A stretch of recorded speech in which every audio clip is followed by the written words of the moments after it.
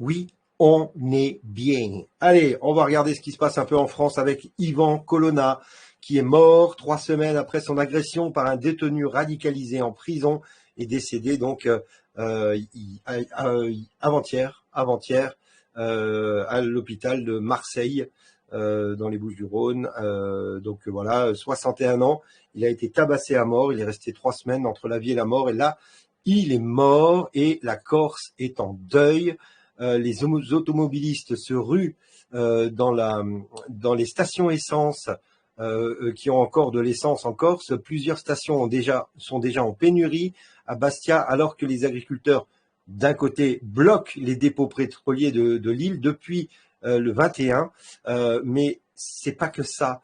Il va se passer quelque chose en Corse que j'ai prédit depuis quelque temps. J'ai dit que si Colonna mourait, la Corse aurait son indépendance au bout de quelques jours, quelques semaines.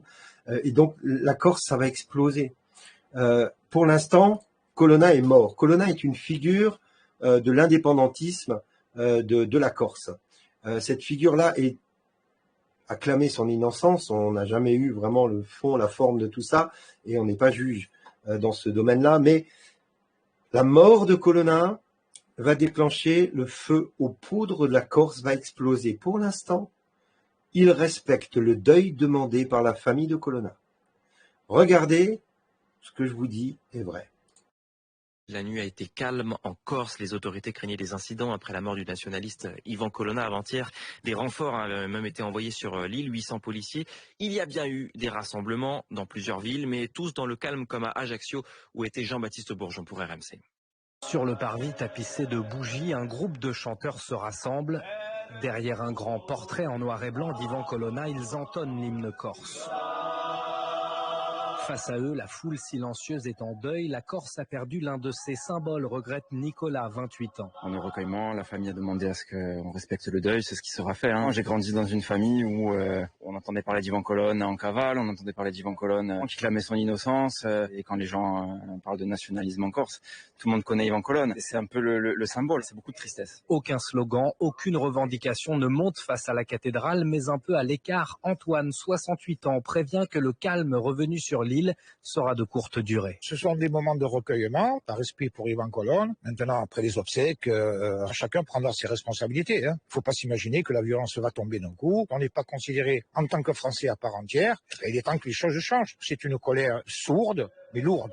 Croyez-moi. Une tension palpable. Un peu plus loin, plusieurs patrouilles de CRS en armes quadrillent nuit et jour toutes les rues menant à la préfecture d'Ajaccio.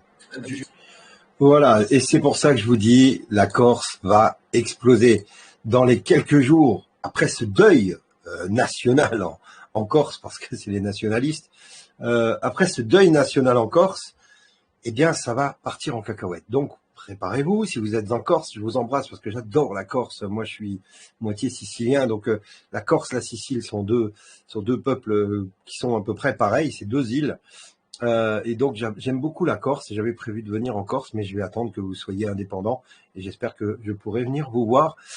Mais ce que je veux expliquer, c'est que ce mouvement qui va naître en Corse d'indépendance risque de reprendre les armes, risque de refaire exploser des trucs parce qu'ils adorent jouer avec le plastique. Et ce mouvement-là risque de faire boule de neige sur le territoire français. D'ailleurs, le Front de libération de la Bretagne menace de reproduire les violences corses. Les Bretons, vous savez, c'est comme les Corses, ils veulent l'indépendance, même s'ils sont sur le territoire, ils veulent l'indépendance et des groupes d'activistes réclament l'instauration de référendums sur l'autonomie de la Bretagne réunifiée, sans quoi ils garantissent de s'engager dans des actions violentes. Les mecs, ils rigolent pas. Et ça va arriver partout. Vous allez avoir quand la Corse va exploser, ça va faire feu de paille jusqu'à Marseille. Marseille, les banlieues vont s'embraser. Partout, ça va s'embraser dans la France, dans le monde, dans l'Europe. Et il y aura une insurrection. Je le dis depuis des mois. On me dit, oui, mais comment tu penses qu'on est à quelques jours là du premier tour des présidentielles? Il y aura peut-être le premier tour, mais il n'y aura jamais le deuxième. Donc, il n'y aura pas de présidentielle. Donc, il se peut qu'il y ait un premier tour, pourquoi pas. Mais il n'y aura pas le deuxième. Le deuxième, c'est 15 jours après. Donc, ça nous laisse 3 semaines, 4 semaines avant les élections. Donc, il se peut que la Corse explose, s'embrase, embrase le reste de la population française et voire européenne, parce que ça va faire monter les tensions à tous les niveaux. À ce moment-là, ce que j'appelle une insurrection, c'est pas des manifestations, hein, une vraie insurrection. À ce moment-là, le président, n'aura plus d'autre choix que de demander à l'armée de se retourner contre le peuple, ce que ne fera pas l'armée, parce que l'armée doit protéger le peuple, et non pas le président. Donc c'est mon avis, c'est comme ça, on verra, on jugera à la fin, mais en attendant, c'est la panique.